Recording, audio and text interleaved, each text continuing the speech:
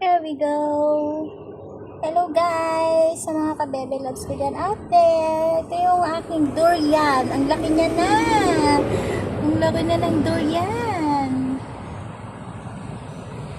Sa mga aking green onion. Hala, kailangan ko nang ilipat ito. Ang lalaki na nila. Oh, yung aking mga kamote. Yung papaya. Ang lalaki na nila. Ito pa isang durian ko. Yung aking kamote. Tapos yung aking bitter melon. Sa mga bitter dyan. Ito po. May bunga na siya guys talaga. Ito oh, may bunga na siya. Pero usog. Laki ka ng masyado ha. Lumaki ka ng mas malaking malaki para benta kita kay amo. Ayan, ang dami niyang bunga guys. Oh.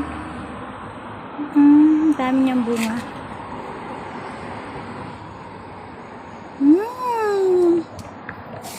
Sarap mag-harvest nito pag marami na siyang malalaki na siya.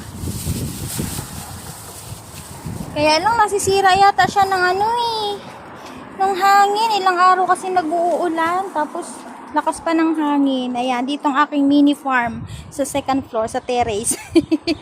Yung thermos ko. Dadaling ko pala to. At maglalagay ako ng mainit na water. Ayan, yung aking ampalaya.